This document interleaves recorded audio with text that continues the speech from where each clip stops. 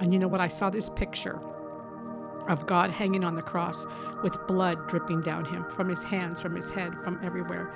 And I remember looking at this picture going, oh my gosh, the reality of it actually hit me for the first time of what he meant and what he was. And God spoke to me that day and said, you know what? I forgave you. I hang here for you. Now you need to forgive, because I hang here for your father, for your mother, for your grandfather, for your ex-husband. I hang here for them too. And I never realized that until that moment in time when I saw that picture.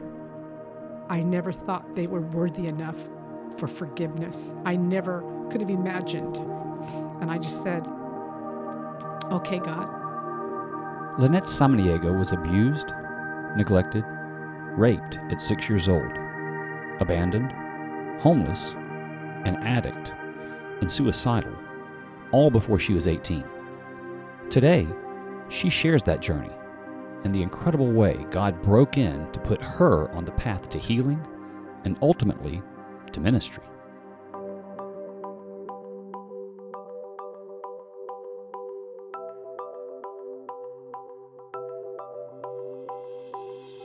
Welcome to A Stronger Faith, a podcast that puts you in the arena with experiences that have changed people's faith and reveal the presence of God.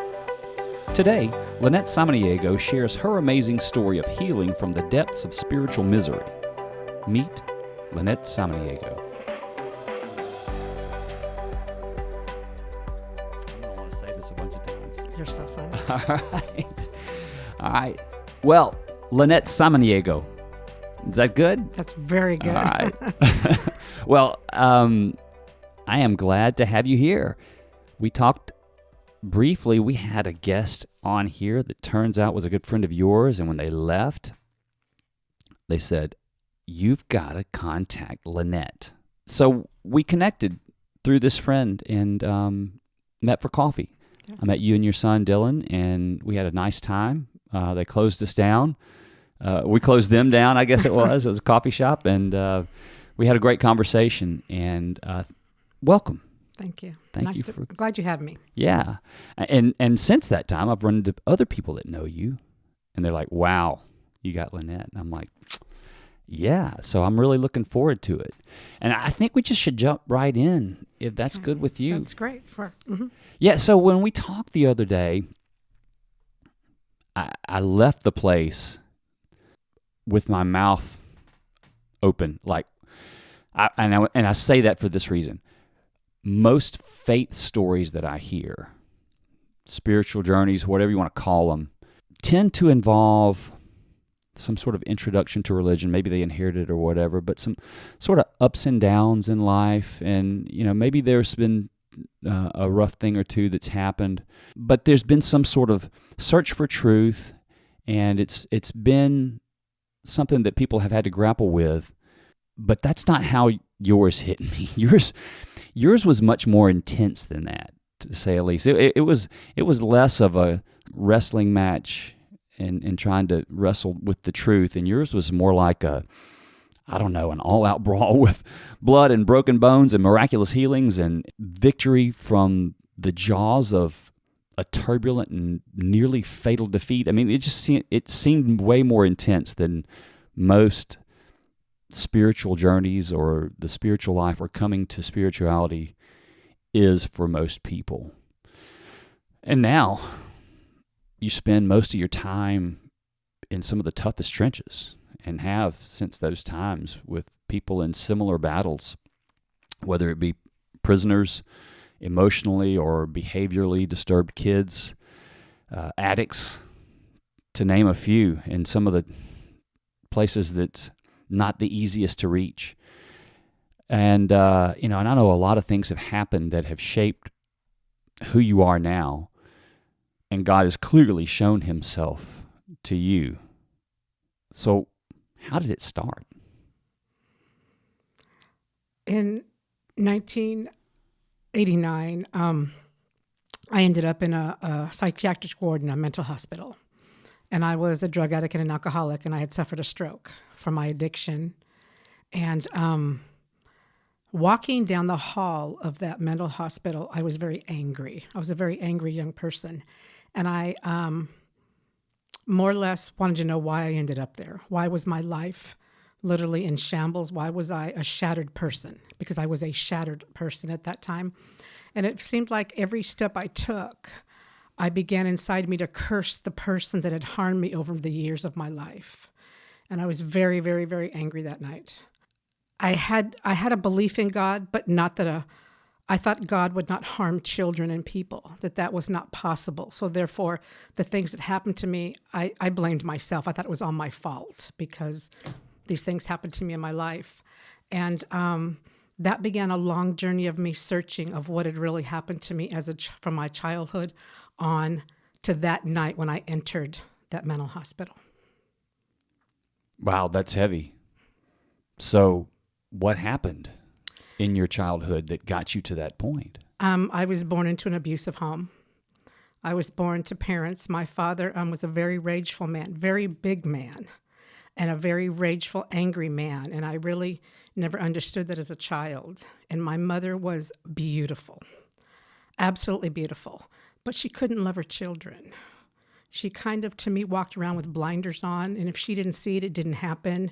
She was extremely emotionally detached as a mother. So if I could paint a portrait of that in my parents, that's the parents that I have. I did not realize as a child the depth of hurt that my father had until I was an adult. And I guess as a child, you're not supposed to know that. You're supposed to know that he's your dad. And but that's not quite the picture that was given to me as a child. I didn't really know my mother. I knew that she was extremely emotionally abandoned me as a child, and I didn't know why. And that's when I began to blame and doubt myself as a child. I was given no value as a child, no value at all, no self-worth. And unfortunately, I carried that with me most of my life. And I wanted to understand my father, and this is something that I did know of him. In high school, he was a great football player. Grew up in Southern California, big, huge man. Went to a private Catholic school in Pasadena, California, and he was a star. He was just a star. He was good looking. He was everything. And my mother was a drop-dead gorgeous. Worked at the makeup counter at a very, very renowned department store in Pasadena, California. And that's kind of how their worlds met. And here you have this beautiful football player and this beautiful woman, and that's what happened. Well, they weren't married yet. They were dating, and they were on a little ski trip. We had a cabin in Big Bear, California, on the mountain range, and they went snowing, tobogganing. And prior to this, my father was scouted out by the Los Angeles Rams in 1950.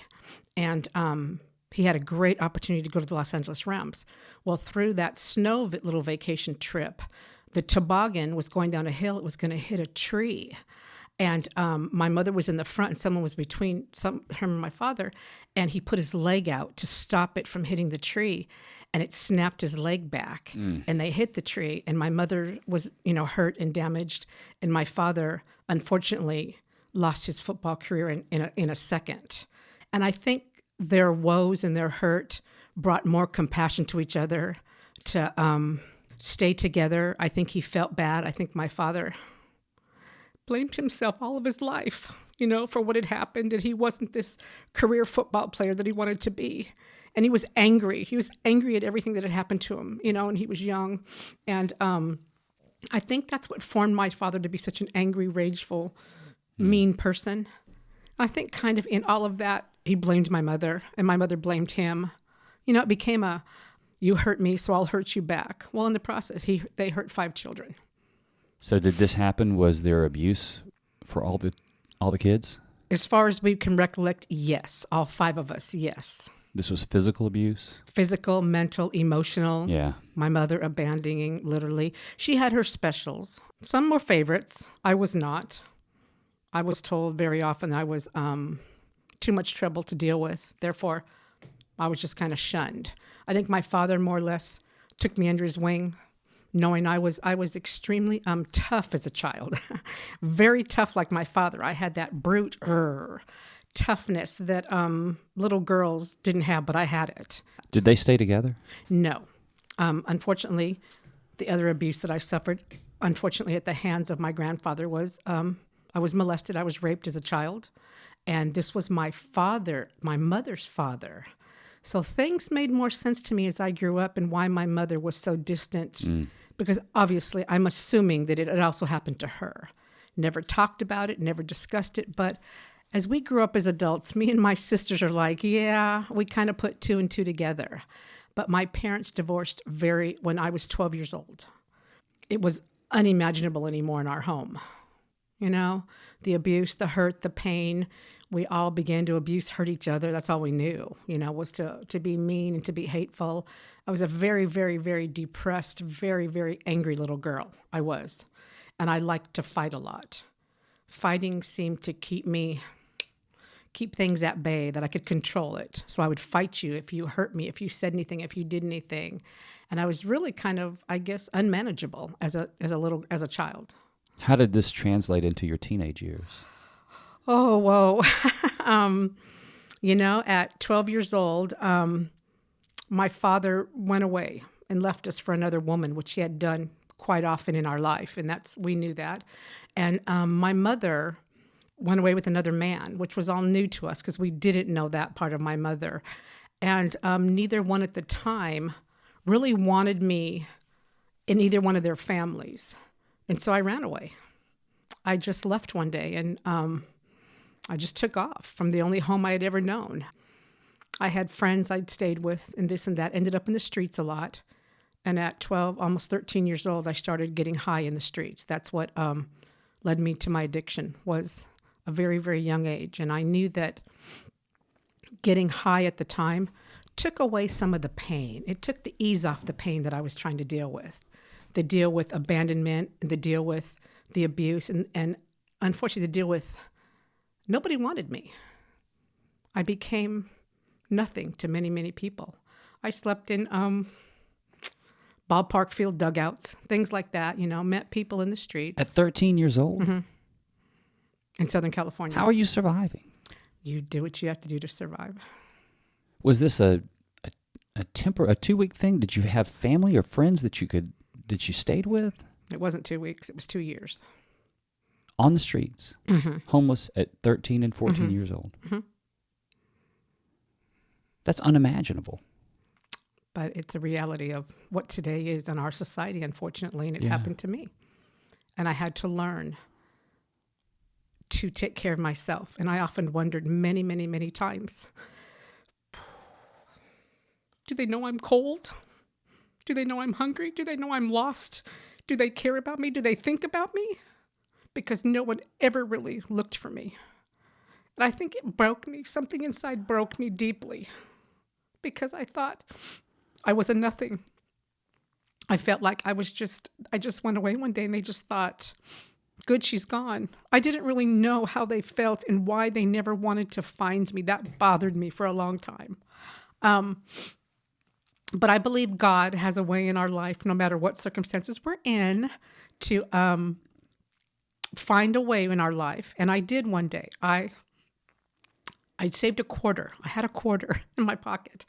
And I wanted to go back to this store that when we lived, there was a store there that sold this special candy bar that I wanted. And I couldn't find it, but I knew it was at that store. So one day I went back to that store. I made my way back to where I used to live. And I went in that store and, oh my God, I heard my father's voice. I turned around and said, Dad, what are you doing here? Absolutely in shock and amazement. It had been years. And he goes, Lanette, Louise, I've been looking for you. Where have you been?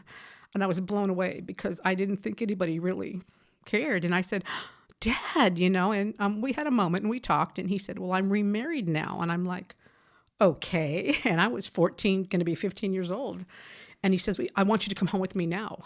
And I was like, oh, no, Dad, I don't want to do that. I didn't know this marriage. He had this life, this woman. I didn't know anything, I knew that my parents broke up because it was all our fault. And we were told we were bad children. And I couldn't imagine he had another wife and children. And I thought, well, they must be good then because we weren't good, good children. And so I had to really think about things and count the cost. And I thought that day I would go home with my dad. I needed a break. I was tired. I was exhausted from the streets. I was tired. I was beat down. I was thin. Unfortunately, I had become ill with mononucleosis that I didn't know until I went to my father's house, and I had to go to the doctors and everything. And I met my stepmother. Another lifelong journey of someone who did not like me very well and made it very well known every day of my life how much she did not like me and how I wasn't really welcome in their home. And she had a daughter, my stepdaughter, Wendy. And Wendy was very young. Wendy was only 2 years old when my father found me again, and I went to go live with them. And my stepmother just couldn't quite grasp the thought that, my dad had another daughter and that I was coming into their life, because that was not her life. Mm-hmm. Therefore, as far as she was concerned, I was not welcome in their life. But I stayed because I didn't want to be cold anymore, and I didn't want to be lost anymore. I felt lost. And one day they were packing their car to go somewhere. And of course, the abandonment and everything just set into me. And I said frantically on the front porch, "Dad, where are you going? Why are you leaving?" And she turned around to me so hateful and so mean. And she says, "We're going on vacation because we're a family and we don't want you with us. We never wanted you here." And it hurt me because he never stopped her from saying that or doing or saying those things. And I just felt then I was just absolutely a worthless person in this world. And I remember standing on his front porch crying and saying, "God, why doesn't anybody like me? Why didn't anybody love me, and why wasn't I wanted? If I knew what I had done wrong, I'd go back and fix it.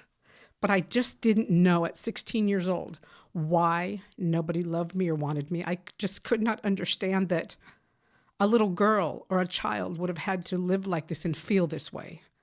I wanted to know why. I began questioning God and answering questions at 16 years old. That day was my first attempt at suicide. I thought I would drown myself in their pool and hurt them like they hurt me. And part of me thought, and realistically, well, I don't want to do that because I didn't want my little sister to see it, Wendy. I thought that's not fair to Wendy because she's not part of this. And but that was my first thoughts that I would attempt suicide, was at 16 years old on my dad's front porch. And there's a lot I had to deal with as a teenager. I had wrecked so much school from being a runaway, never going to school. I had to make up so many years, twice at a time. Like my freshman year, I had to make up what I had skipped from middle school. Then I got to my sophomore year, and I had to make up part of my freshman year with my sophomore year. And my dad made me go night school and day. He did not care. And I had to finish and do so much work and work so hard. And then in my junior year, finish out my sophomore year. And then my senior year, I never thought I would make it. I just thought there's just no way. But you know what? I did. By God's mercy upon me, I graduated from high school with my dad right there. And it was a big thing for me to accomplish something in my life that I did, and that's what I guess the attachment to my father began, that I thought, okay, my dad really did kind of care. He didn't know how earlier, and I get it. But unfortunately, the family dynamic never changed in the second family. He still raged and hurt and abused. So was he still abusive to you? Yeah. Well, not to me. I think I'd grown up. No, I think I'd come to the point where, you know what? I'd have fought him. I'm like, this isn't going to happen anymore. He was just verbally though. Correct. Yeah. He still put his cuts in and had his mean things to say. Yeah. But lay his hands on me? No, not on your life. Not when I was older. But still, for the other family, I had 2 half brothers by then. He just kind of raged on them too, and things happened in the home. And here I had thought, finally, at 18 years old, wow, it wasn't really us. Mm-hmm. Finally that came to me one day. It wasn't really all 5 of us or my mother, my father, still not knowing the depth of everything that I knew, that he was just an angry, mean person. And I just could not figure out why. I remember thinking at 18 years old, I'm going to spend the rest of my life trying to figure out what is wrong with my dad because, and still remember from the time that he found me until I was 18 years old, nothing from my mother at all. Really? Did Nothing. you know anything about what she was doing? I had not a clue, not my siblings. My sisters never spoke to me. No, I was literally non-existent to my mother, and I still wanted to figure that out, but we'll get to that. And Yeah. Very hurtful. Very hurtful. So during all this, and as you describe it, it's really dark and painful. And I would wonder, what was your understanding? Was there any sort of connection to faith or God or any knowledge of that from them in that house, from your perspective? What was your understanding of God, and where did you get that from? The only understanding of God I knew was that I was raised with my parents, that we were Catholic, and we had to go to the Catholic school. We had to go to Saturday catechism classes. I had to be baptized in the Catholic Church and do my first Holy Communion. Those things I remember. But I also remember sitting in church looking at the Jesus that hung on the cross with the blood, and it scared me half to death, first of all. And I always remember that in church we got in trouble a lot. We were always hit a lot or smacked a lot in church because we were bad kids. By your parents? Mm-hmm. My perspective of God at this point in my life was that God wasn't a loving God. I knew nothing from the Catholic Church of love. I knew nothing like that at all, that there was a God that of love. No, I did not. I just knew that God allowed bad things to happen to kids. That I knew, and that in my cries and in my hurt and in my runaway, that nothing ever saved me or protected me. Therefore, I thought of a God as a God that will get you and hurt you because you did bad things.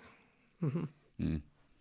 They didn't have much of a background either. They guess they had enough that they were in the Catholic Church and they knew that was where they were attached to. But other than that, there was no prayer in your home or anything like that, right? No, there was nothing like that at all. Yeah. I mean, they were married in the Catholic Church, and I believe it was just their parents were Catholic. It was one of those kind of things, But no, sir, we had no faith-based anything in our home. Nothing at all. No. And during your time when you were out and away and up through your teenage years, did you have any encounter, whether it be friends or anything else that showed you a different side of that at all? One young man in high school one time that had a prayer group that, of course, I laughed and mocked. And I said, well, why would you do that? Then not knowing. And, I was young. I was 16 years old. And he's just like, oh, well, he'd share a few things with me. I'm like, yeah, okay. But remember, my perspective of God was he hurts children. And that's all I could think of is that God was a bad God because I didn't know anything different. So you've gotten up to 18 years old and you've graduated high school. What happened next? And my stepmother gradually moved me out of the house as fast as she could. I graduated in June and I had a little apartment by August. And that was okay. I was ready to, I'd been alone before, so I'll leave, that's fine. I don't care. So I did, and I went and got a little job and paid for my little apartment and stayed alone again. And by this time, I was going to be about 19 years old, and I kind of had contact with my older sister, and she said, well, why don't you come down and, see me and this and that. And I said, okay. So she had an apartment. So I thought that I would just go down and live with her and combine the bills and the money, and instead of being by myself so much. And there I met a young man that lived in the same apartment complex as we did. And I married that young man. And he was from a different culture of life. My parents said, if you marry him, we'll disown you. And I said, well, good. So I married him. And I didn't really count the cost. I did it because I didn't want to be alone anymore.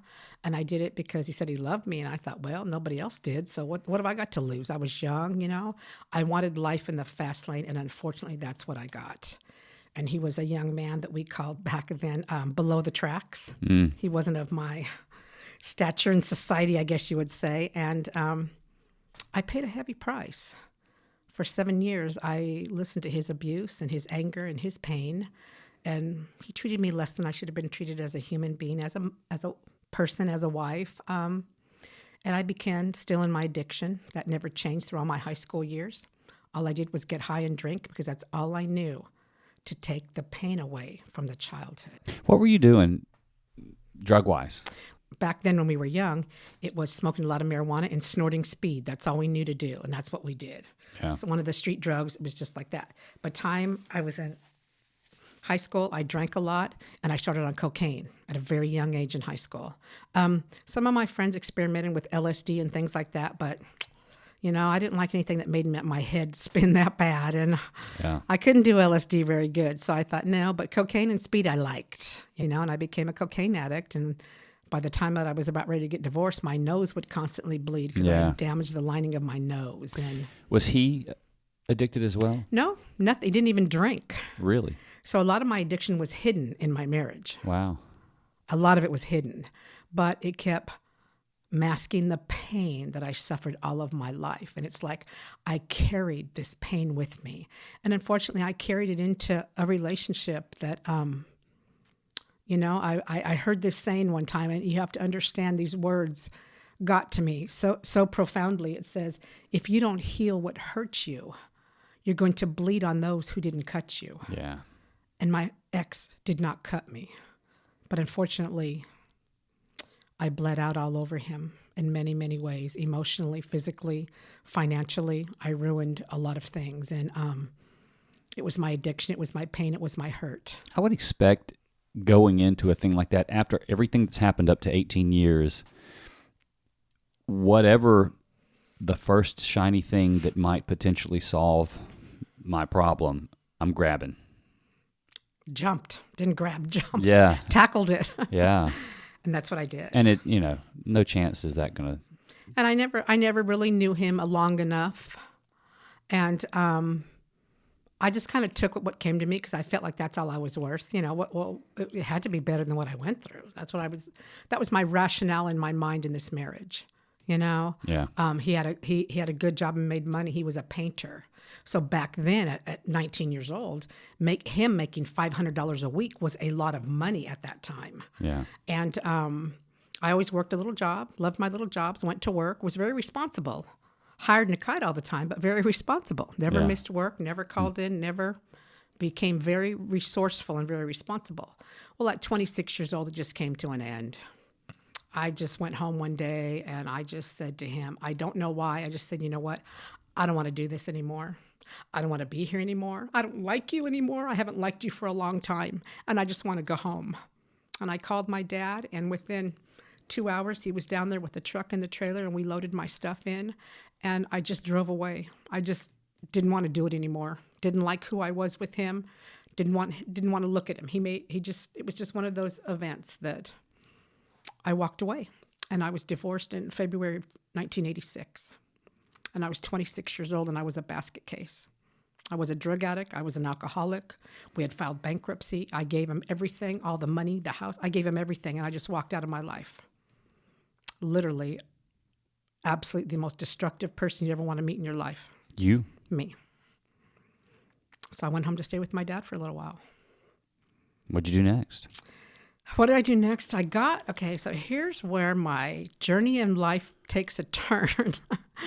It didn't get bad all the time. And I got a job at a high school in California. You're an addict, and how'd you get a job at a high school?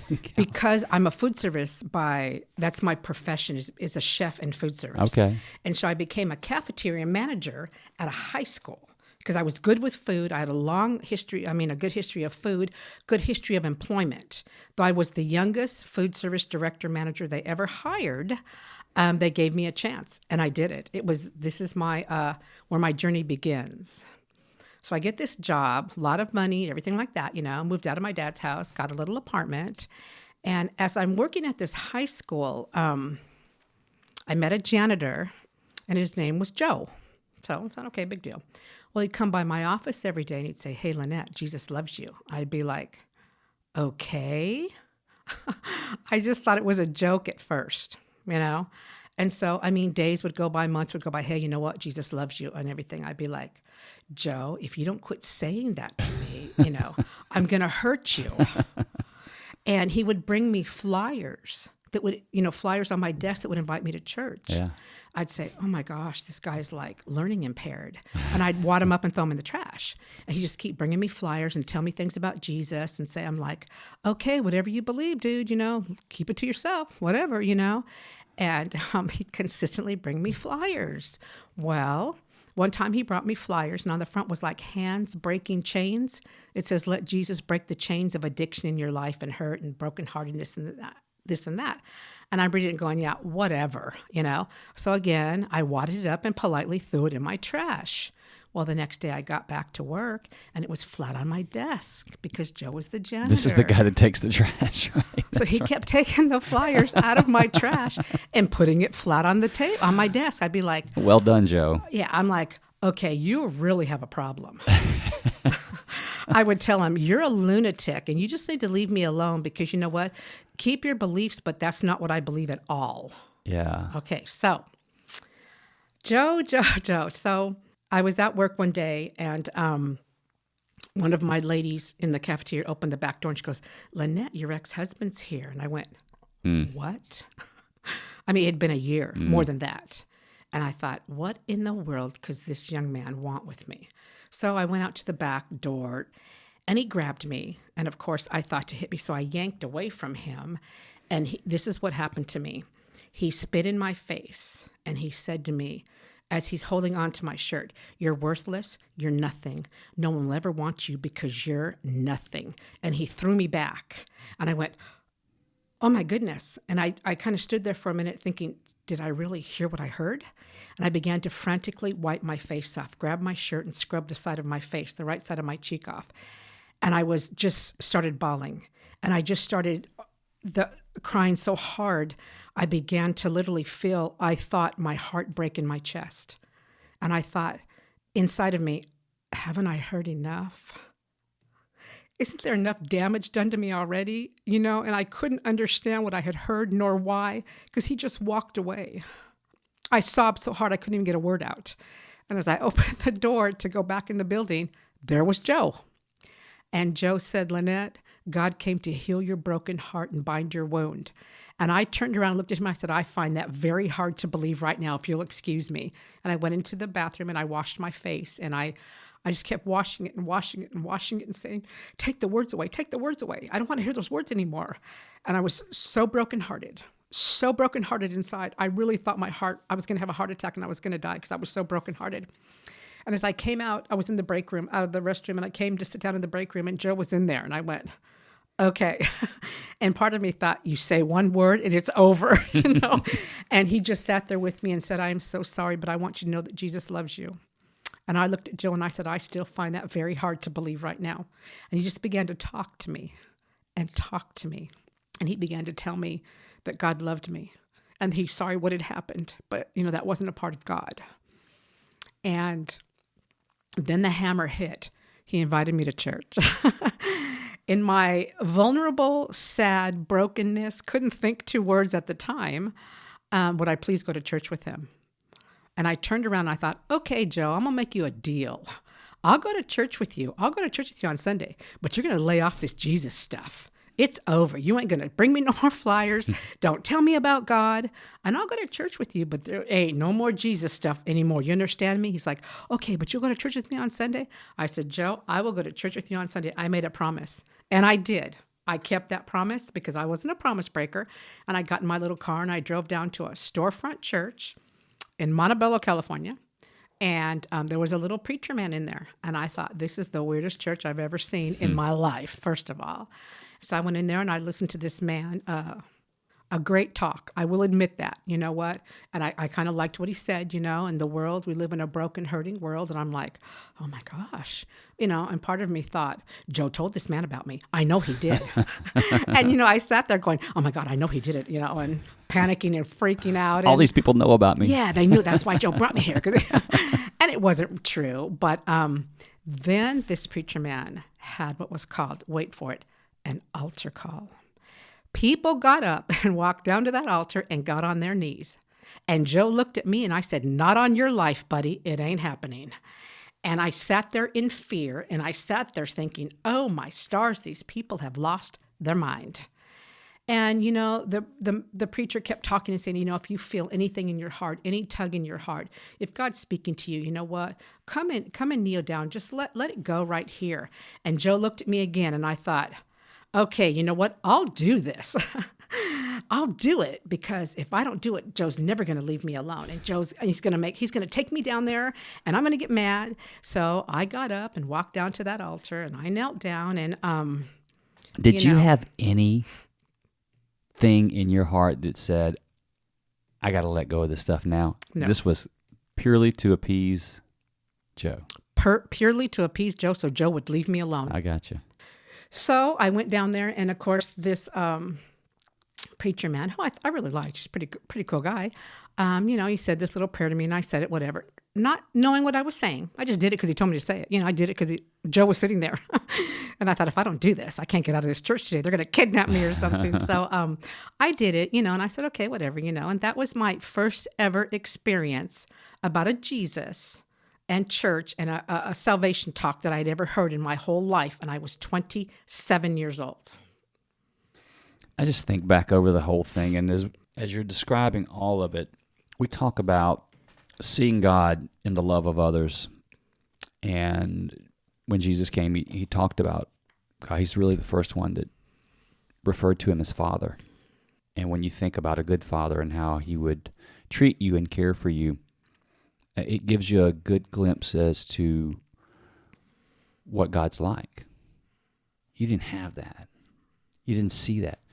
I just watched this little girl coming up and has been presented with everything except love. God is love. It breaks my heart this whole time to think through all of that. Though God protected you in his own way, I guess, during that time, and I wasn't there. I mean, you're here now, and you're doing amazing things. But to seemingly be that non-present during just the critical time in your life is hard for me to just sit here and listen to, and I can imagine to live. I could understand some real animosity and negative thoughts toward, if there's an author of life, why have I not seen him until I'm whatever age, nearly 30 at this point? And even then, he's trying to break in through Joe, and the natural reaction of rejection. I don't accept that. I don't believe that. That's ridiculous. You don't come in here now and suddenly say it's okay. But as I've listened to this whole thing, I'm like, surely there was a point in that childhood where he broke in, and you knew there was something that could be grabbed onto. There was something pursuing you, and that you encountered it, and then you drifted back off in another place, and then but you just didn't. It wasn't there. Do you see it that way? I do, but I also see as a child, I had an inner strength, and I believe a strength that God gave me to withstand unfortunate circumstances. And I believe today, because of where I am, that had to be the building blocks of where he sent me today in my life. Because without those life circumstances and without those learning life's way, unfortunate circumstances, I would not be what I am today. And that I know for a fact. But I do know that God gave me a strength, a physical strength, an inner strength, a strength of compassion. Oh, do I have a strength of compassion even as a child? My one grandmother was very sick as a child. She had brain tumors. And I would say, Nana, it's okay because I'm going to take care of you.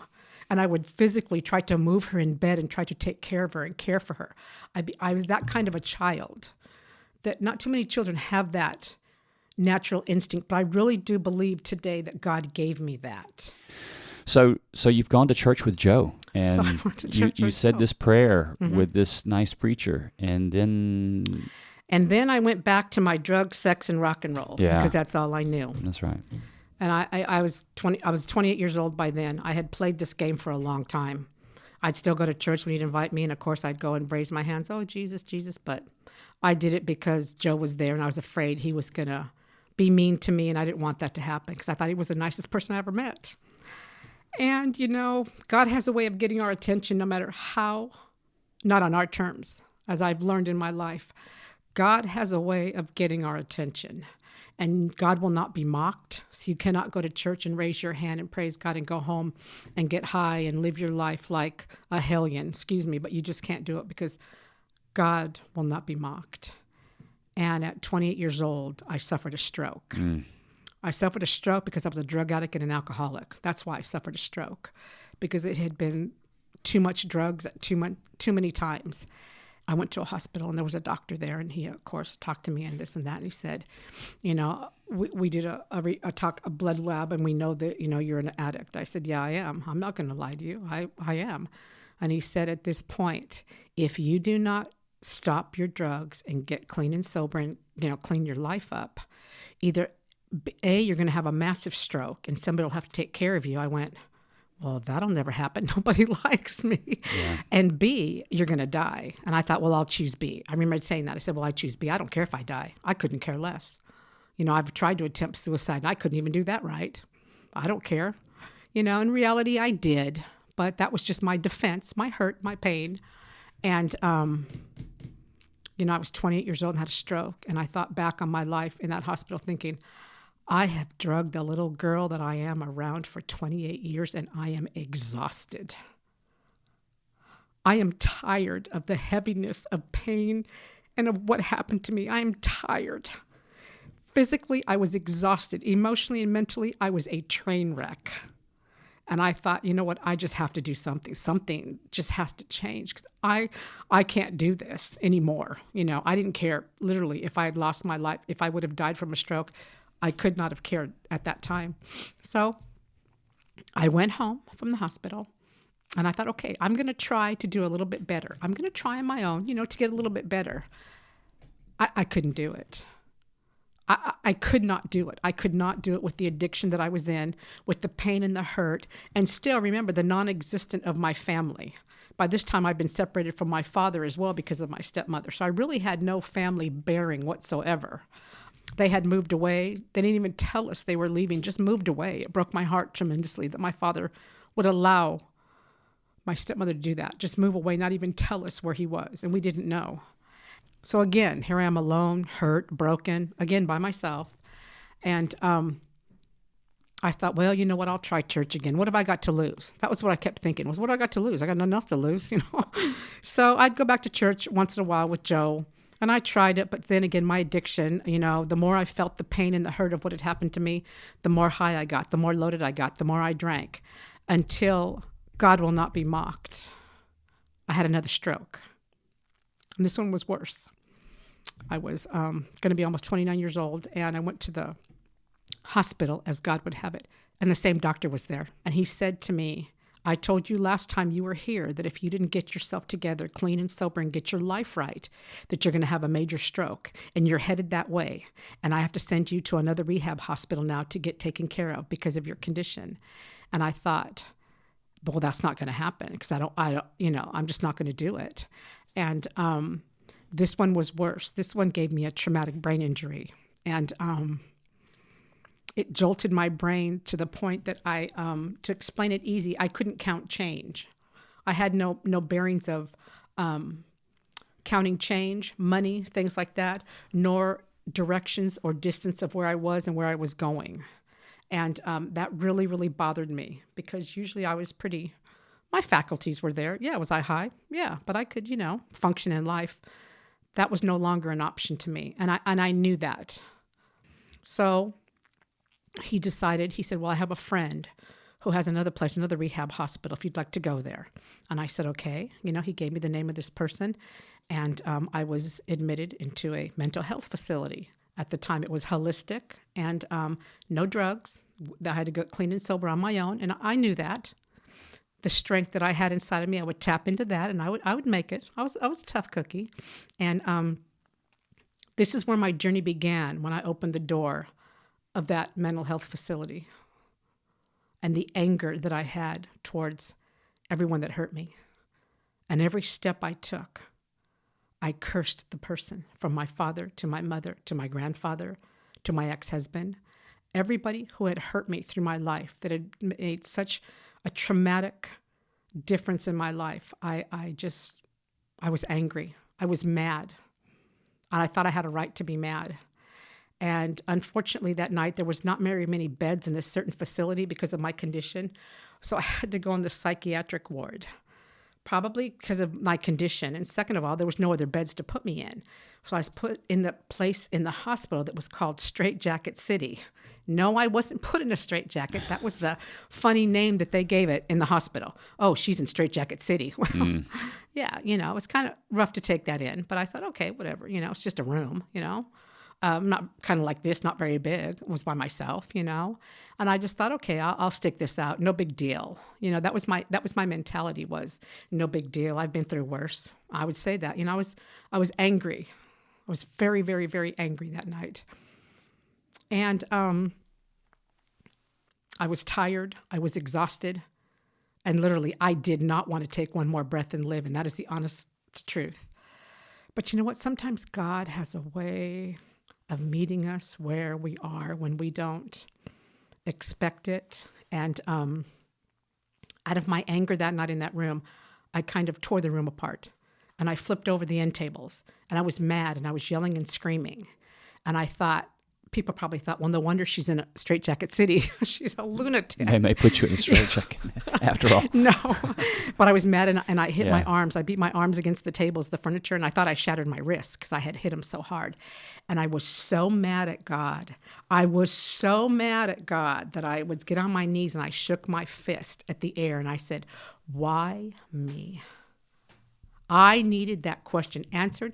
I wanted it answered that night. I didn't want anybody to say anything bad. I just wanted God to tell me, why me? Why did I suffer as a child? Why was I never wanted, never loved, abandoned? Why was I treated as if I was nothing, given no value as a person whatsoever? I wanted to know, why me? I kept shaking my fists, asking God that question that night. And I learned a couple things. Your arms are too short to box with God, so don't even try. And don't ever shake your fist at God, because that is a very bad thing to do. But when you're angry and you're lost and you have nowhere else to go, you just tap into that hurt that overwhelmed me that night and overtook me. And I remember telling God, you're not a real God. No, you're not. You'd have come down and helped me as a child. You'd have been here 20 years ago, And I'm having this conversation. No wonder they probably thought I was nuttier than a fruitcake in this room. And I just thought, I got on my knees and I cried and I sobbed and I said, okay, God, if this is how you're going to play this game, this is what we're going to do then. I mean, this is the conversation I'm having with God in the middle of a room in a psychiatric ward. And I'm saying, okay, God, this is what we're going to do. You're going to listen to me for once. This is how this is going to go out. This is what I'm telling God. This is how this is going to play out. That you're going to get me out of this place, number one. Number two, you're going to give me back my mind that is now destroyed.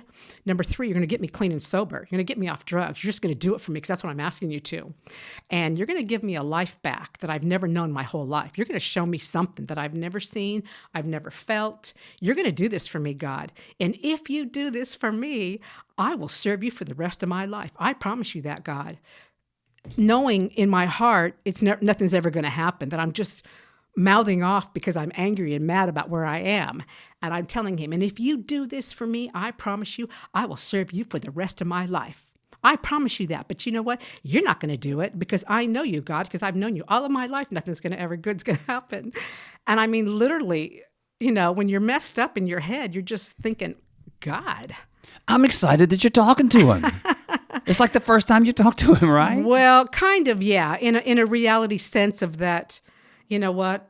I could no longer accept where I was and that this wasn't going to happen to me anymore. That's about where I was, So be careful what you wish for and what you say to God. And that night in my very, very traumatic brain injury room in a mental hospital, God appeared to me and he spoke to me.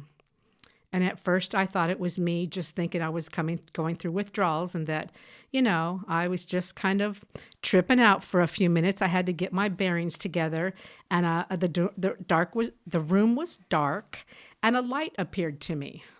And in this light was an angel, and I saw her as clear as day. Ever seen something like that Never before? in my life. Never in my life. And I kept looking at it going, okay, and thinking, am I real? Am I tripping? Is this just something that people go through here, And then she began to audibly speak to me.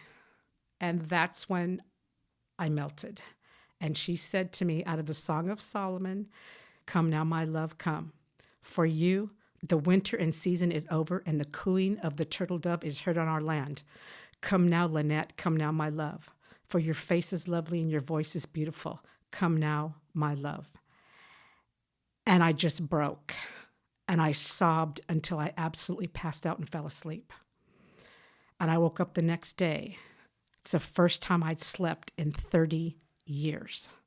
The first time all night in 30 years, not high, not addicted, not loaded. I slept. And I woke up the next day and I knew something was different. I did not feel the same. I did not. I got up, think, oh my gosh, I was actually for once in my life in my right mind.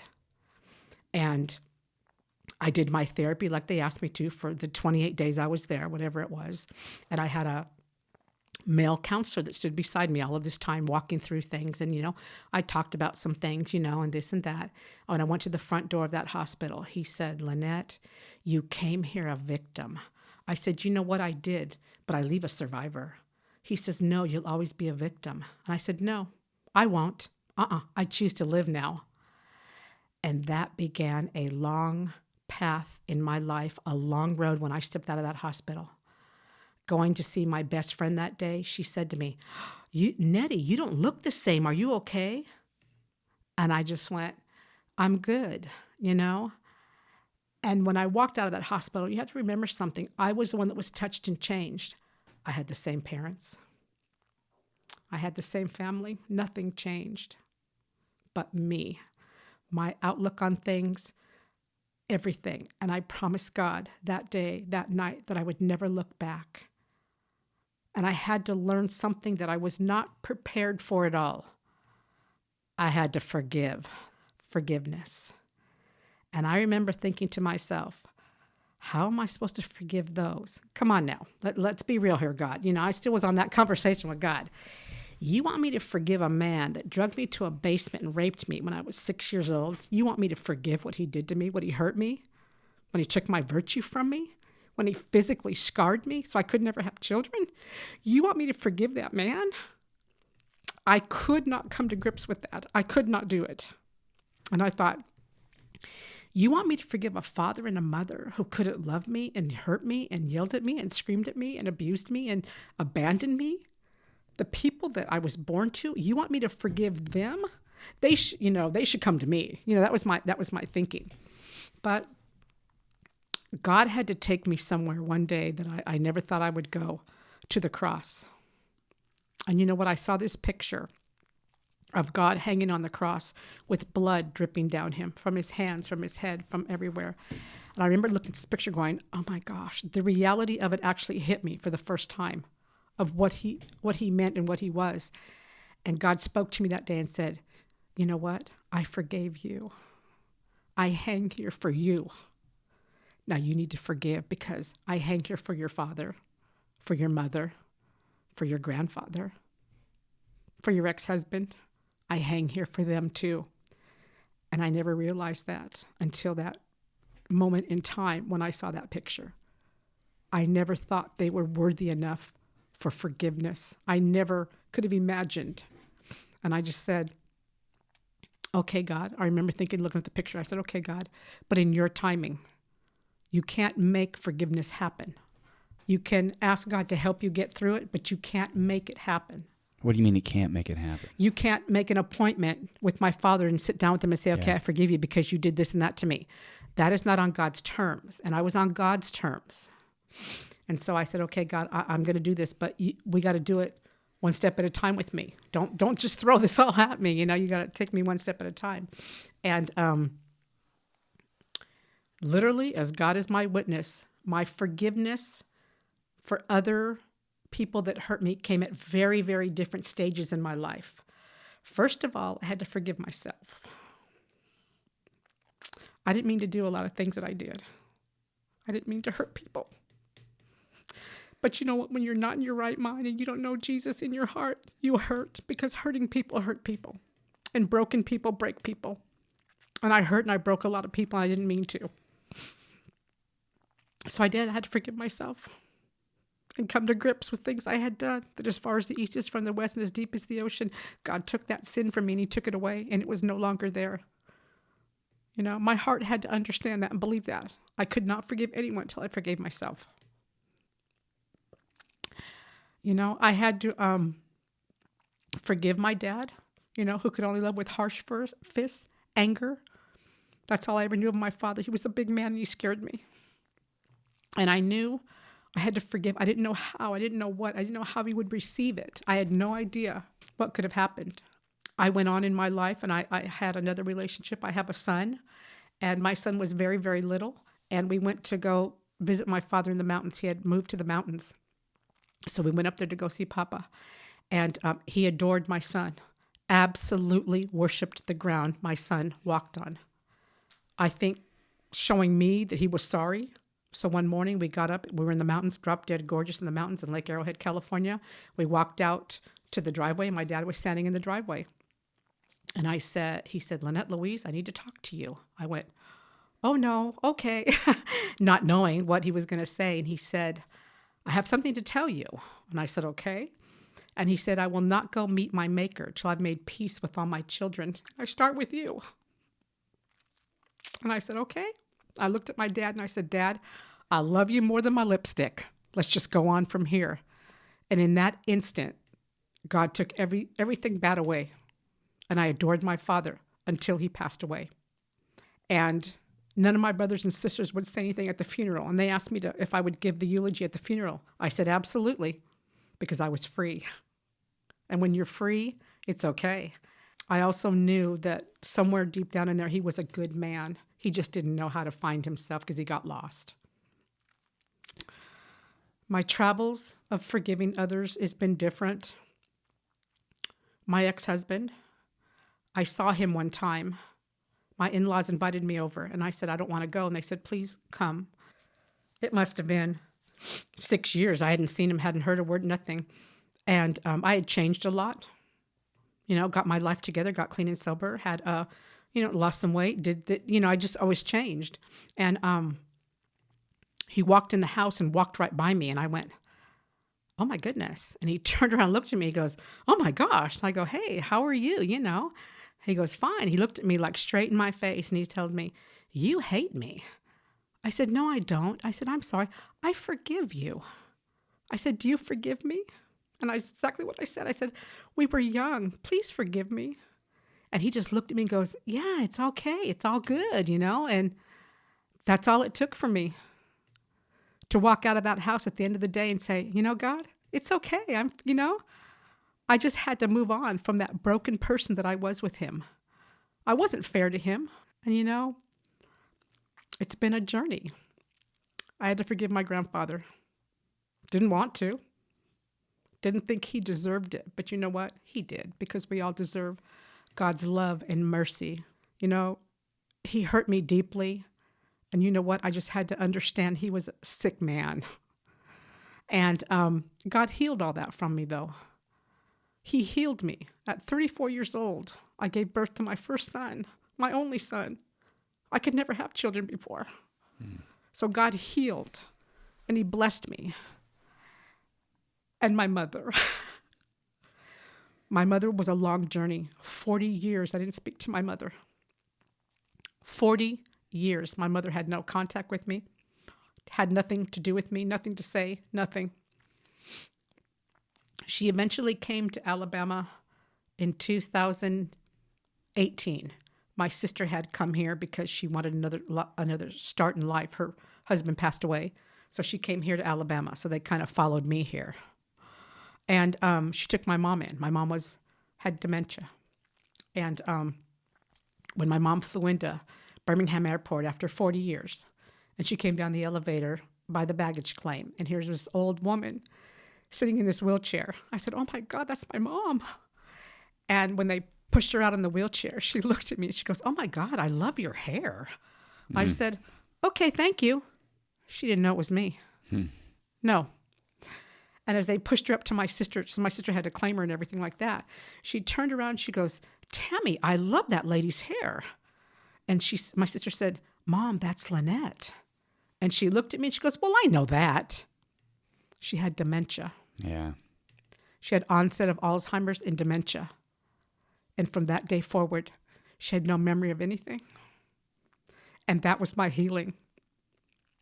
And that was it for me. I just had to accept what was.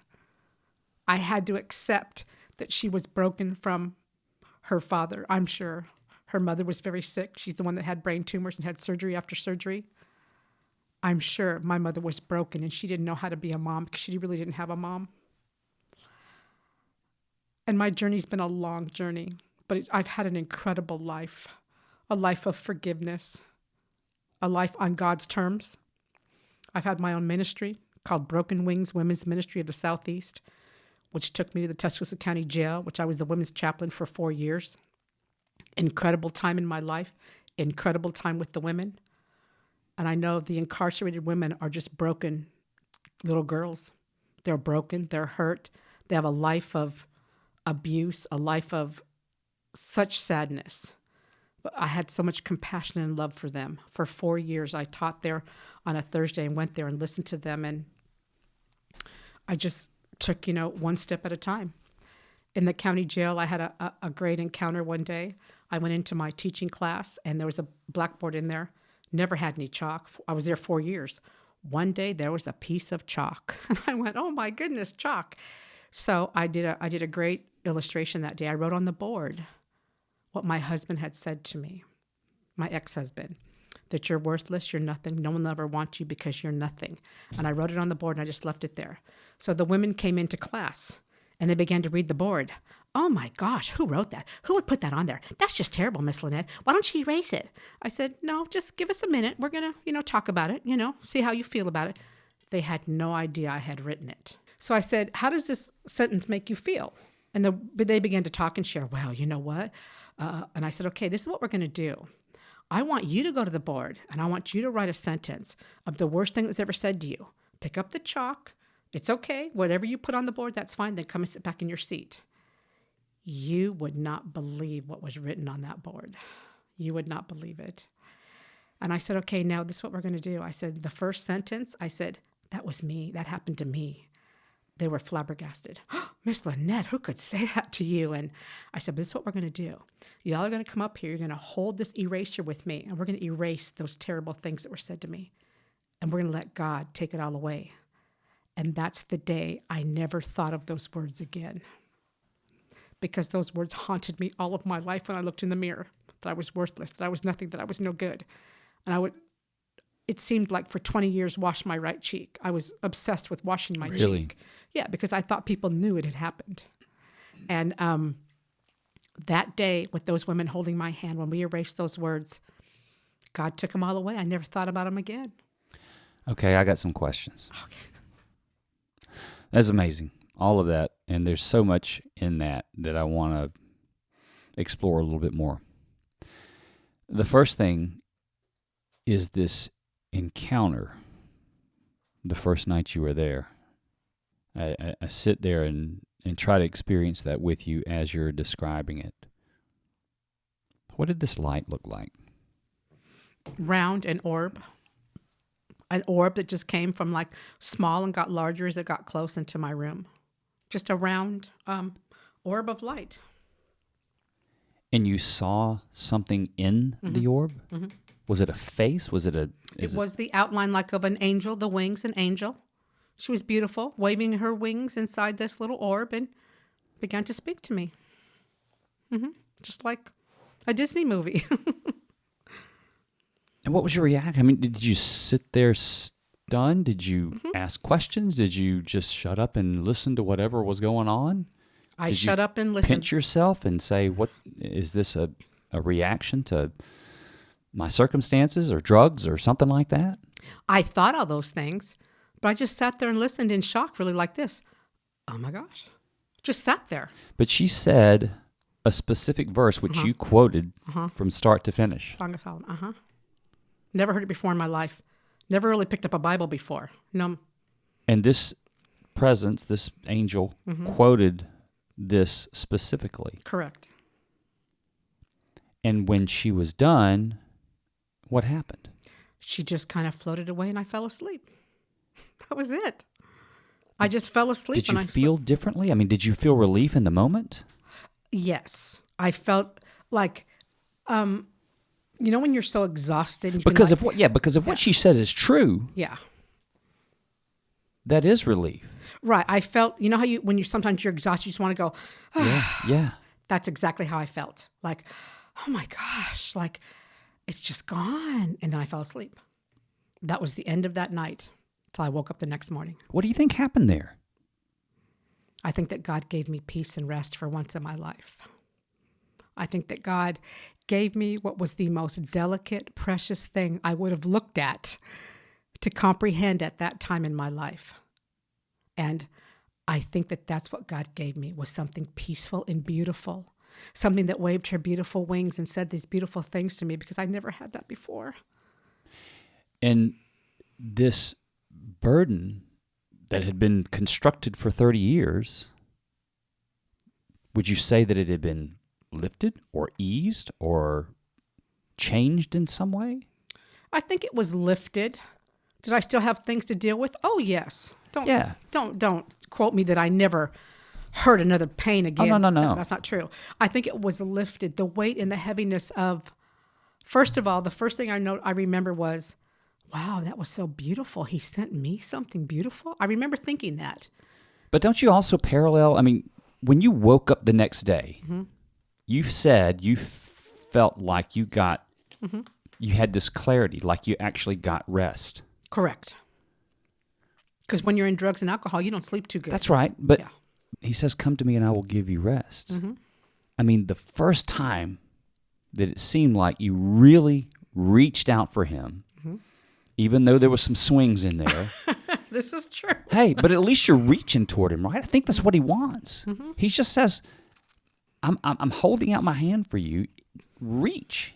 Mm-hmm. Doesn't mean that you can't be mad at me and not understand. You're a child. You're my child. Children don't always understand why things happen. Mm-hmm. But you turn to him. And he gave you rest. Mm-hmm. And it changed from that point on. That's correct.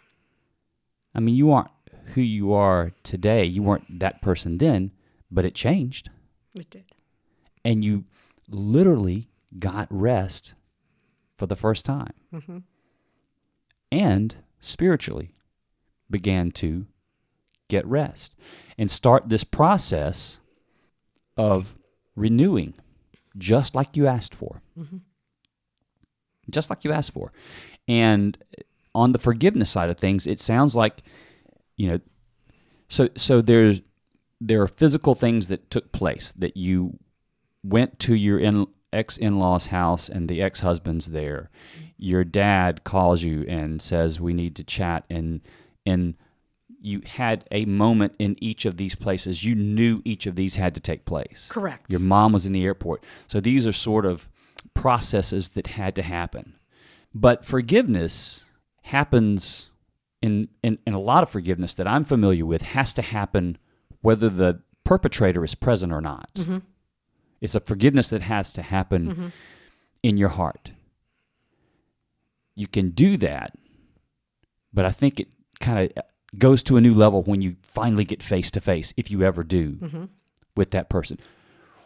Explain how you forgave before you got face to face with them, if you did.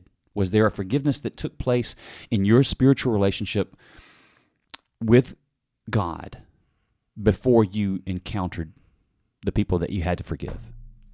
I think yes. I think it started with me forgiving myself. That was a big step for me, first of all. Well, that's a good question, because when we talked through everything, we talked about all the things that happened to you and the pain that it caused, how many times you were told you were worthless, to just abuse and the things that happened to you. But there's a good chance that in your life you did similar things to others. Mm-hmm. So I get that forgiveness of self. Mm-hmm. I think that's really important. Mm-hmm. How'd you do that? When I saw that cross that day. Yeah, because when I talk about and people have a hard time forgiving, and he tells us, you forgive because you've been forgiven. When Jesus describes how to pray and he talks about the Lord's Prayer, once he's done with the prayer, he sidebars on forgiving others and how critical that is. Forgiveness is something that God has to take you through. And mine wasn't spontaneous. I didn't have a sermon ready to tell somebody. Everything happened totally by chance by God. None of this I could have ever orchestrated seeing my ex-husband. I didn't want to see him. My in-laws, they loved me. They still do till today. That never changed with them. And I chose to be there that day, not knowing any of the circumstances. I had no idea what would happen, what I would say out of my old anger. Would it have come out? Would I have spewed again? I don't know. I can't answer that. I just know what happened that day. My father, way out of the blue. Seriously, just really very unexpected. For him to tell me what he told me, it's like, okay, did he say, I won't meet my maker till I've made peace with all my children? I went, oh my gosh. It took me off guard. Wasn't ready. God's timing. Did you pray a lot about the forgiveness side of things before any of these things happened? I think I have for years as you walk through life after you've been through this kind of an adjustment in your life. And you know that, you know what, I could no longer, live like I was being, unfaithful. You know what I mean? Being not honest in my dealings. I think you go through life just thinking, I remember being with my dad one time thinking, okay, I'm going to tell him today. I had it all planned. It was my plan. I'm going to do it today. Well, it never happened. And I really never had a chance to say to my stepmother, because my stepmother dropped dead of a tragic heart attack at 49 years old. Very unexpected. And at her funeral, I cried, not because I felt sorry for her. I cried out of anger. And that was the day I just said, you know what? I forgive you. You're just not a good person. And I just had to deal with it, in my life. And, I just had to come to grips with things, I came to the grips that my anger and my hurt inside is never going to be forgiving to anybody. Therefore, I had to be healed of all that. And I was.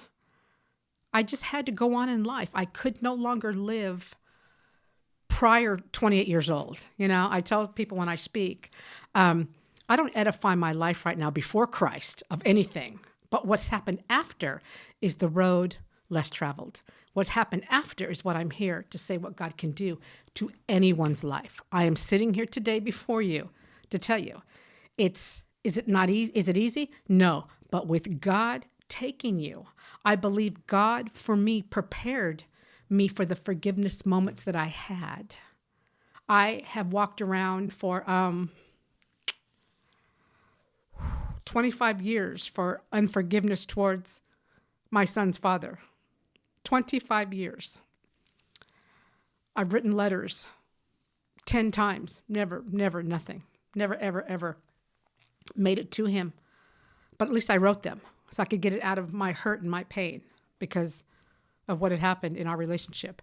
And through the relationship with my son's father, my son has sisters. He has stepsisters. They were very young when I met their father. 7 years old, 12 years old, and 15 years old. Very, very young. I was not expecting a relationship with children because I didn't want children. I didn't believe in childhood. But he came with 3 daughters. And I said, okay, kind of had a very small relationship with them. It was nothing to, brag about, whatever. And then here I got pregnant, and I have their only brother. So things kind of shifted in our life. He went from all girls to a boy now. We're like, okay, so I have their only brother, the baby.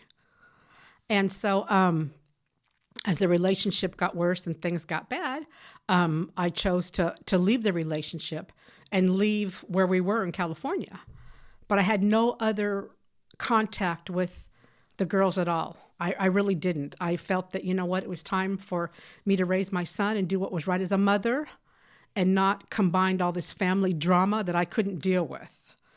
So we didn't know what happened to the girls at all. I never knew. I never really kept my son from it, but we never really searched it out to re-find them again or anything, one of those kind of relationships, until 2018. And I got a Facebook message from his older sister. And she just said, "Oh my gosh, is this really you? Because I'm looking for my brother." And I thought, okay, it's okay. He was grown. And I talked with my son. I said, "Your sisters want to talk to you." And it was in the end of November of 2018. And she would Facebook me back and forth and said, "Hey, I know something exciting is coming up. It's his birthday on December 13th. I said, "It is." I said, "But something more exciting than that's coming up." I said, "He's graduating from the University of Alabama on Saturday, December 15th. She was so excited for that. She said, "Could she come?" And I went, "Okay, it's been 25 years." And, and I said, "Sure." Well, she's married and has a daughter now and everything. And sure enough, they're retired military from Fort Bragg in North Carolina. And her and her husband and her daughter drove down here. We hadn't seen them for 25 years. And we had reconciliation, and we had forgiveness, and we had healing. And I had to say what I had to say, why I had to leave, to find me. I couldn't let the hurt of that relationship destroy me or my son. I couldn't do it. And since then, they have gone to JH Ranch, both of them. They've experienced healing in their life. Not so much their father, where it's still in a prayer thing, but the letter. I wrote him a letter, and I asked my stepdaughter to give it to him. They were going to California, and she said, "Okay." I said, "If you want to, you don't have to, but here, somehow if you want to get him this letter." It was the letter I asked him to forgive me of things that I should have said a long time ago, and I never did. And of course, one time he made me very angry, and I said things I shouldn't have said. And that's haunted me that I said those things to him. So I wrote this letter asking him, "Please forgive me." And she had the letter. And the last day, I believe she was in California, she called him and said, "Hey, can we meet for lunch or dinner or, and he gave her some excuse. And she said, "But I have a letter from Lanette for you." And he said, "I'll be right there." And she was absolutely kind of blown away. So the daughters got together and had dinner with their dad. As she's holding this letter, she began to tell him how she felt, how he hurt her when she was young, and how she lived all of her life hurt because of the way he treated her. And she became very bold with this letter in her hand. And the letter was a letter of forgiveness. And she gave it to him, and he opened it and looked at it. And she just said he looked at her in shock, put it in his back pocket. He goes, "This is for me for later." So see, that was my way of letting it go and asking him to forgive me. Physically in the realm, no. Face to face, no. But it had to be my letter. I had to put those words to paper, and I had to finally lay it to rest. Because here I spoke all over the United States, my story, my testimony, and what it is to forgive.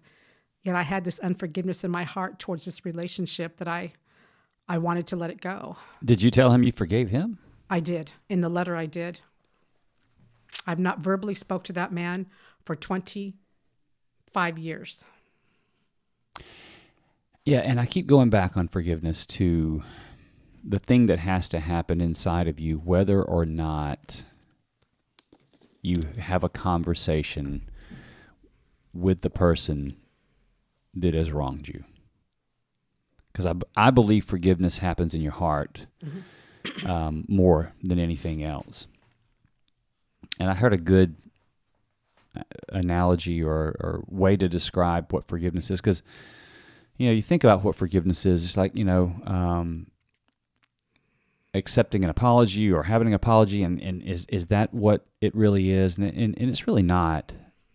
And the words were to calculate what the person who harmed you took from you, or maybe better yet, to sort of calculate in your mind, or if you want to write it down, I guess, but in your mind, what they owe you, right? What did your grandfather owe you for what he did?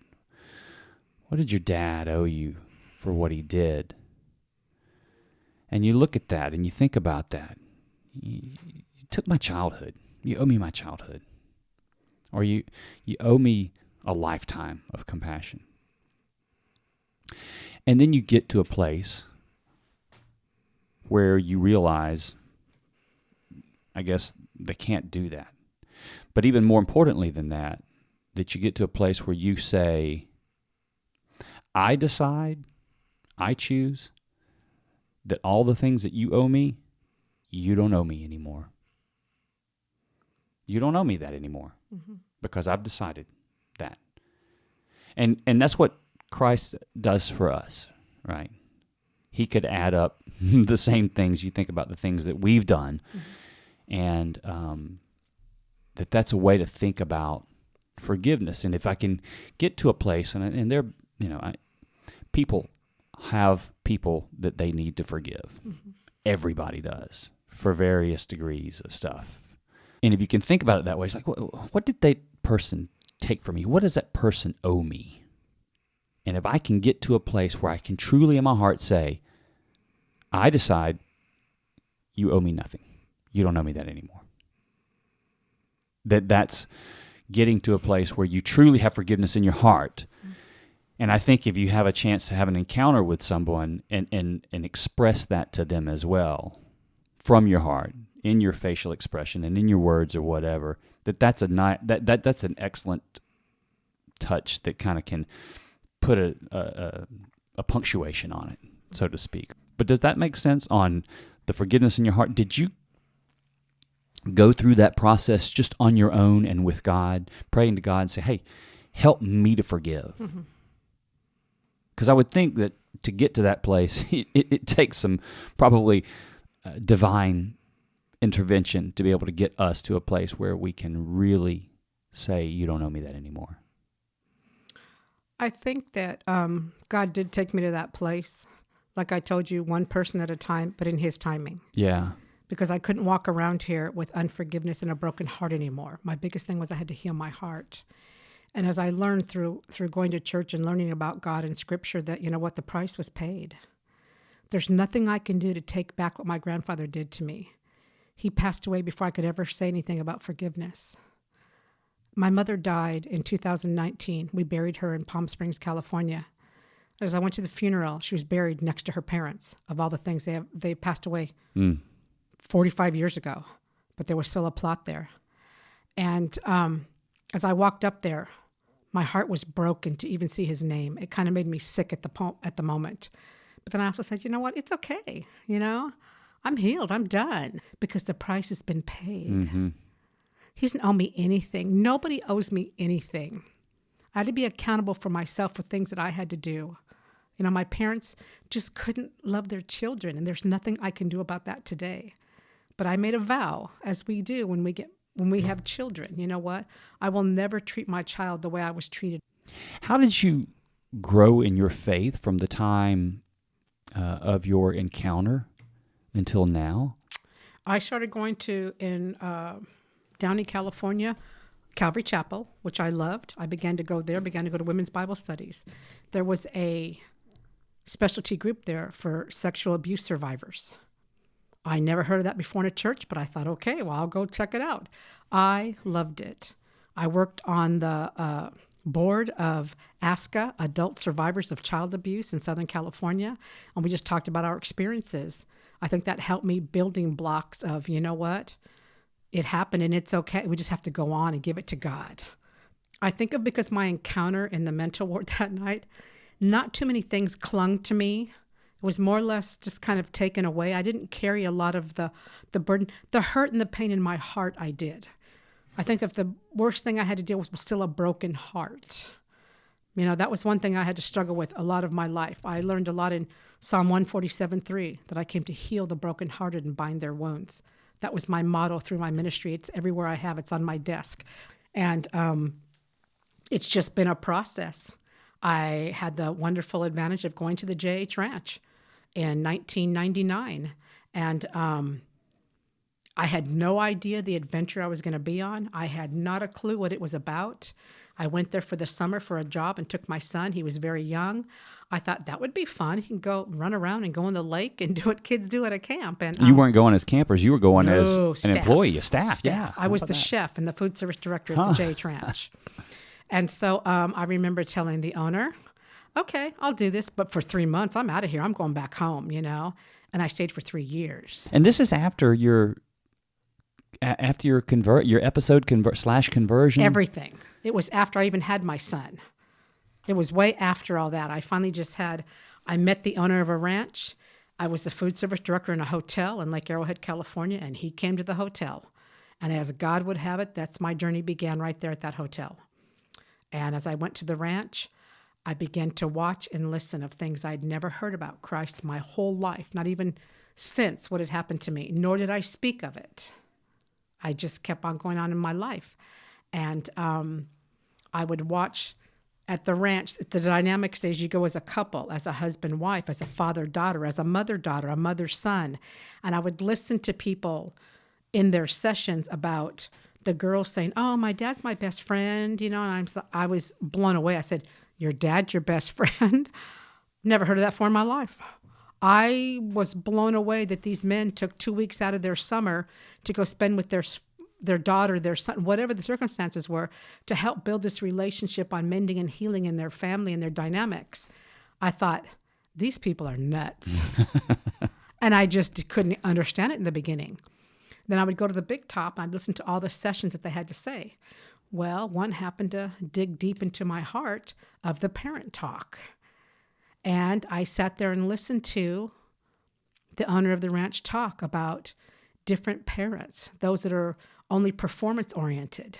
You don't get a football scholarship, then you're not good enough. Those that are only academically, get straight A's, son, or you're never going to be anything, And then he goes, and then there's those abusive parents. And I sat there going, and he talked about people that are physical abusive, mental abusive, even unfortunately, he goes, in our culture today, sexual abuse. He goes, it happens all over.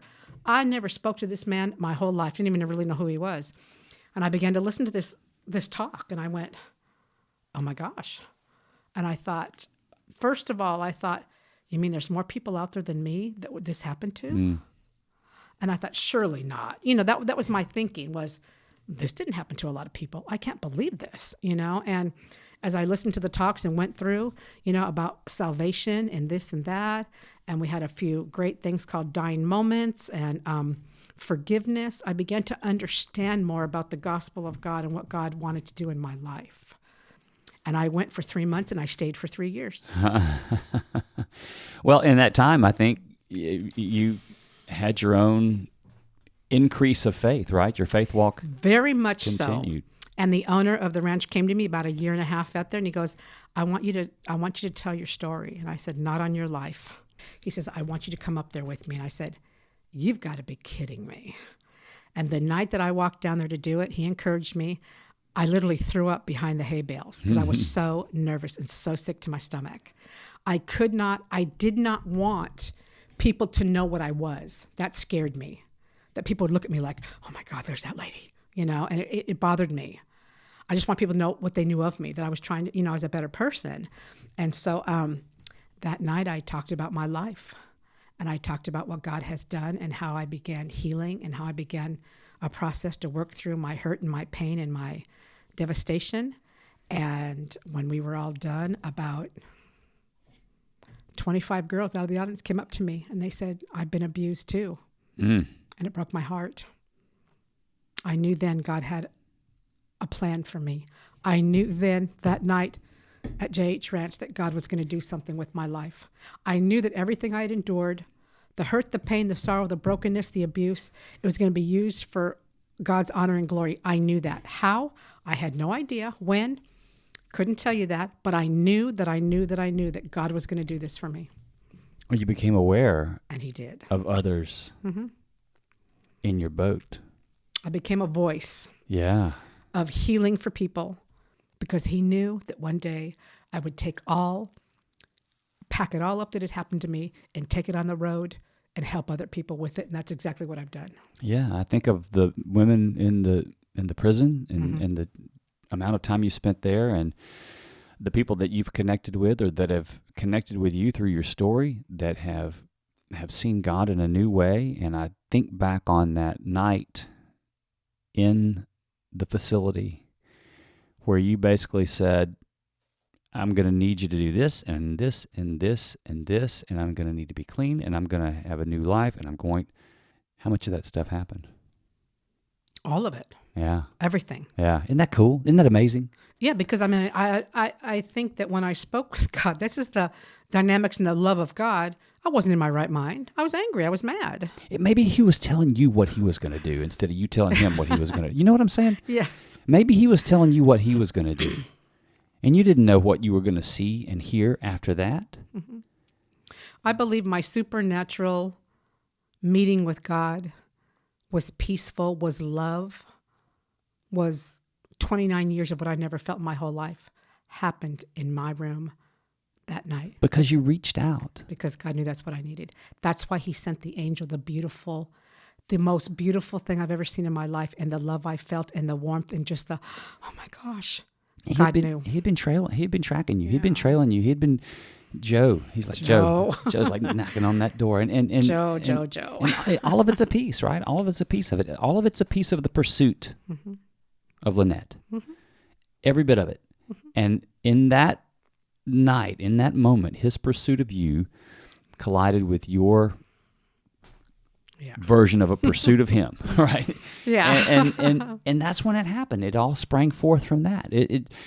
It's amazing and beautiful how instant a change happens. Mm-hmm. The full change doesn't happen in the instant, right? No. Some cases it does.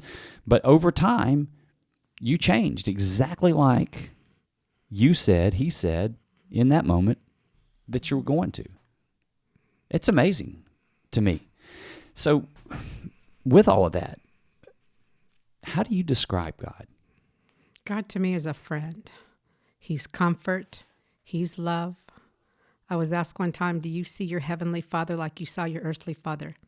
Yes, in the beginning I did. I thought he was a vengeful God. I don't think that anymore. He was the God when I was a runaway in the streets. He's the one that kept me warm at night. He's the one that provided for me when I was tired and hungry. That's the God I know today. The God that loves me, that held me. When I had my stroke, I should have died, but I didn't. He's restored my mind. I still have a traumatic brain injury. I accept that. He's restored everything that the locusts have eaten. He's given me tenfold back. He gave me a child. I was told I could never have a children. I had many miscarriages. That's just a gift. I call these gifts. My job today is a gift from God to work with the kids that I work with. It's a gift. And I understand. God's my friend. He knows I'm hurting, when I'm broken, when I'm broken. He knows, and he loves me. And I'm a daughter today. I could never say that before. I'm a daughter. And today, because God is my friend, I'm a mother, I'm a sister. I try everything with God by my side because he's my friend now. I can't explain to you how life is, but I just know that God is with me all the time. I know. That's a 180-degree reversal from what you saw him as when you were 18 years old. He was the cause.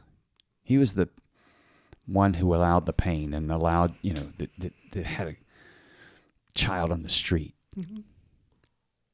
But to look at it now and say, no, he was the one that was keeping me warm and alive. That's a big transition. But I believe it now. Yeah. You can see it, though, can't you? Mm-hmm. So many things. I shouldn't be alive today. But you know what? That's not what God had planned for me. God said, I will take what's bent and broken and I will make it straight. And I will give you a voice and you will speak and people will listen. And I believe that today. And when you go into these prisons and other places, is that your message? I mean, what is your message to these other girls, women that you encounter that are just broken kids, discarded kids? Do you have a message? What is that? First, I try and tell people it's not their fault. Because for 30 years, I thought it was my fault because I was a bad child. It's not your fault. And to find forgiveness in that. And second is, anybody can be healed of a broken heart if you believe. Healing can prevail to anybody. It is no respecter of gender. It is no respecter of racial, nothing. Healing is for everybody, every person, human being, every race on this earth, as long as you believe and you reach out for it. One thing in the jails that really bothered me is the women say, well, meet so-and-so. She's a habitual offender. No, you're not. It's just a word somebody gave you. You're not a habitual offender. There's no such thing. Like I wasn't a bad kid. I wasn't a worthless little girl. That's just a word, a phrase they gave me. I was really a person. And once they find that healing inside them, that you know what? Your brokenness makes us act on things we do that happen to be bad and get you in trouble. It's your brokenness and your hurt that does it, not because you're a habitual offender. And you just have to show people that healing can prevail. And forgiveness. I didn't say it was easy, did I? No, because 25-year-old... Never said it was easy. 25-year-old Lanette would have said, you're full of crap. And then some. It ain't easy. Yeah, I can't. I don't want to put the explicit tag on the podcast. We can't. But if we could, and I dot. would have said something else there. But 25-year-old. I mean, what you described to me. I mean, you were kind in your words to Joe. Oh yeah. About Jesus loves you. Yeah, that's a crock up. You know. And I wanted to beat him up, but yeah. So how do the people take that when you tell them that? Just that I tell them. That's what I was, because that's what hurt does to you. Hurt molds you into something you're not. Yeah. When forgiveness and healing and prayer and belief mold you into this, what you are, what they saw of me today. So when I speak, I always say, the person you see today is not what God touched, my friend. Oh, no. You know, he touched a battered, broken, ugly, addicted, a shell of a woman who had been destroyed. As a tornado, I had gone through life. And unfortunately, I left a path of destruction behind me. Yeah, but it wasn't like you were here and then destroyed. It was like you never had you never felt loved. You never felt valued. Correct. It wasn't like you felt valued and then all of a sudden it was cut out from under you. It's like you never had that. And I think what we have to do and what you have to do and what you must be doing is all you can say really about somebody else's situation is like, I can only tell you what he did for me. Correct. I can only tell you where I came from. I can only express the fact that I said the same things. I was convinced that I couldn't be loved, that I didn't have value, that I was worthless. It's all I'd ever known. But I'm just going to tell you, here's what he did for me. And that's what you're doing. Exactly. I'm just conveying love of what God had done to me. Even though you are this way, what you're broke and your pain and your hurt has molded you to. Yeah. You don't have to end up like that. Yeah. I had a very sad, pathetic life, but if I had to do it again for somebody else to be healed, I would live it again. Really? Oh, yeah. I don't think that I was born for such drastic sadness. I don't think that. I just think it happened. You know, it happened. And I have no regrets whatsoever now. It made me who I am. And the strength I told you as a child is what's endured me all of my life. And the strength I have as a woman, that's what's endured me. Now I know why God gave me that strength as a child. He knew I would need it in my older years now for the life and the ministry that I have. He knew that, and he embedded so much strength in me. Yeah. Unbelievable as a child. Mm-hmm. Do you feel like you have let go of the pain of your past as it has dragged you down before? Oh, absolutely.